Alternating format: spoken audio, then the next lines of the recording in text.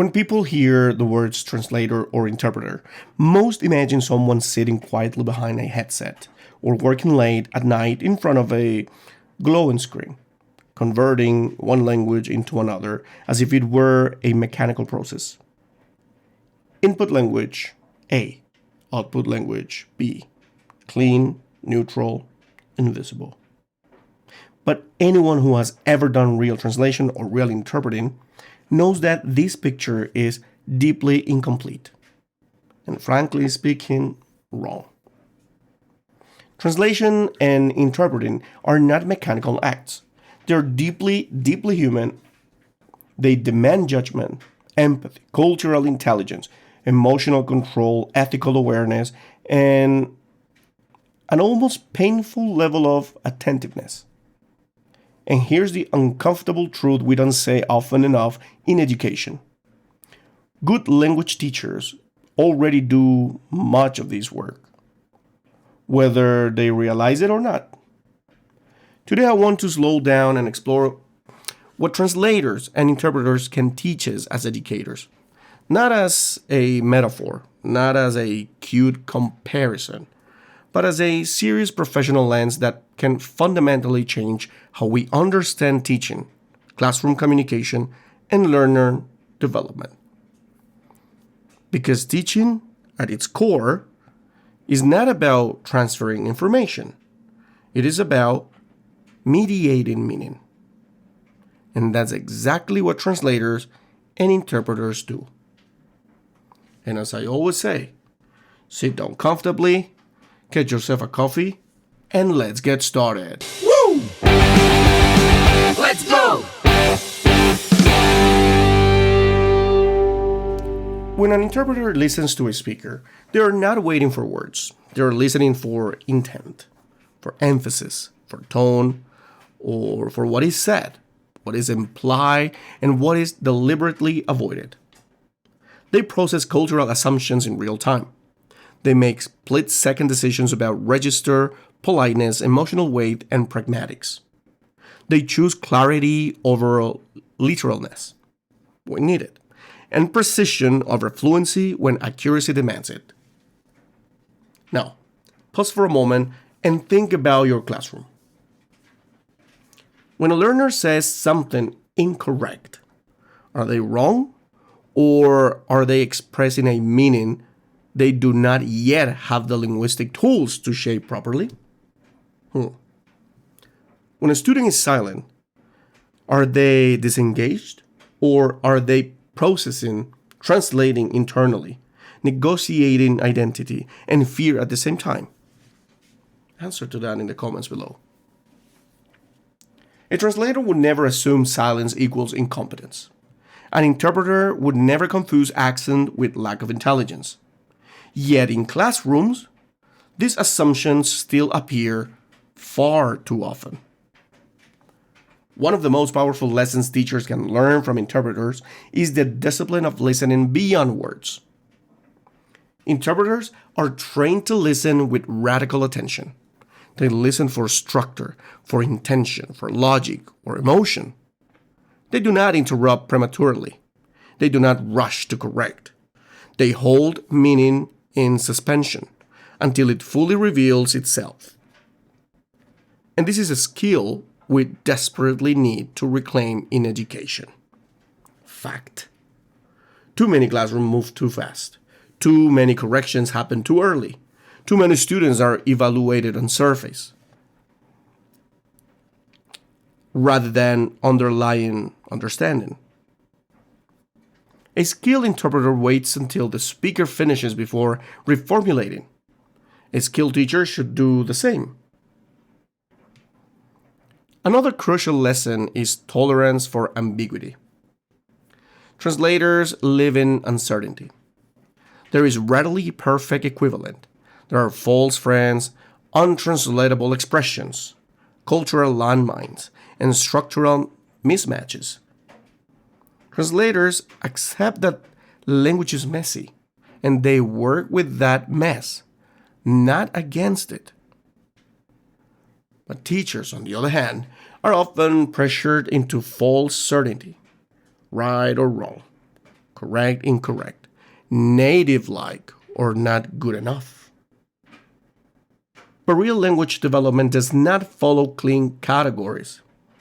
Learners exist in interlanguage spaces. They borrow, they approximate, they hybridize, code-switching, and even experiment. A translator does not panic when a phrase resists translation. They explore it. What if teachers do the same? Instead of shutting down incorrect sentences, what if we treated them as drafts?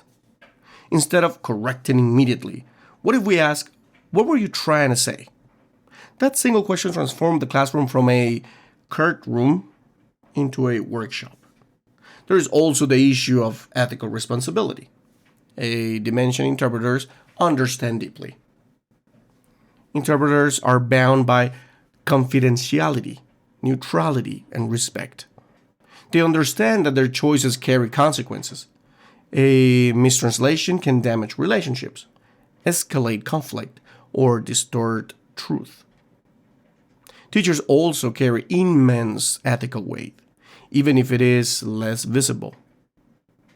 The way we paraphrase a student's word, the way we translate their ideas for parents or administrators, the way we label ability, motivation, or intelligence.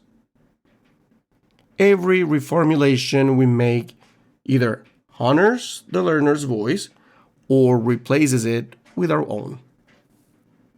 Interpreters are taught not to improve the speaker. They are taught to represent them faithfully. And how often do teachers unintentionally override students' meaning in the name of correctness?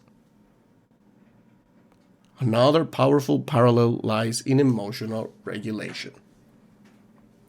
Interpreters must remain calm under pressure. They work in high-stakes environments, courtrooms, hospitals, diplomatic negotiations, where emotional intensity is high and errors are costly. They learn to manage cognitive load, stress, and fatigue. Teachers face a different but no less intense pressure.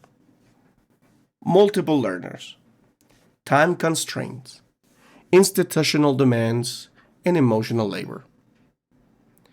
Yet, teacher training rarely includes systematic instruction in managing cognitive and emotional overload. Interpreters know when to pause, when to ask for clarification, when fatigue is affecting performance, and they advocate for working conditions that protect accuracy. Teachers need to learn this professional self-respect. Burnout is not a personal failure. It is a signal that the cognitive load has exceeded sustainable limits.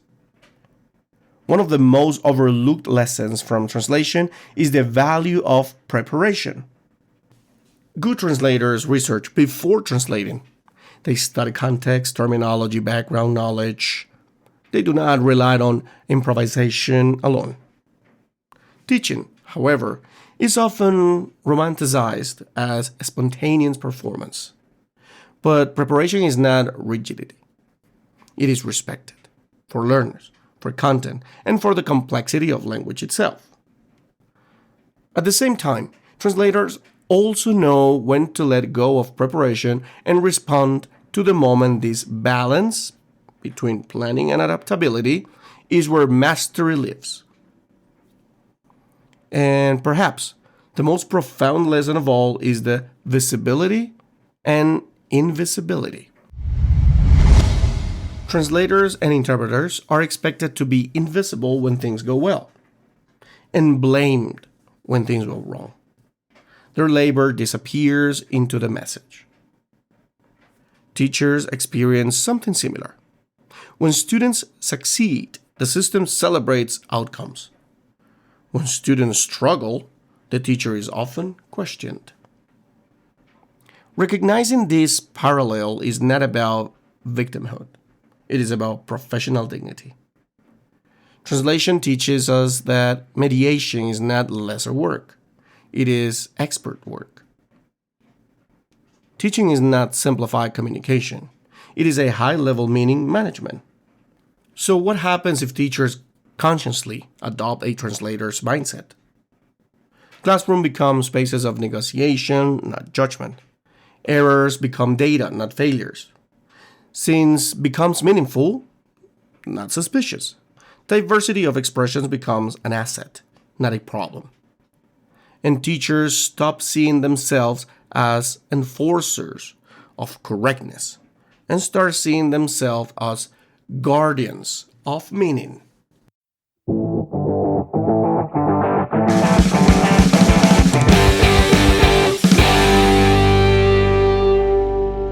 Because language learning is not about sounding perfect. It is about being understood and understanding others in return. And that, at its core, is the shared mission of translators, interpreters, and teachers alike.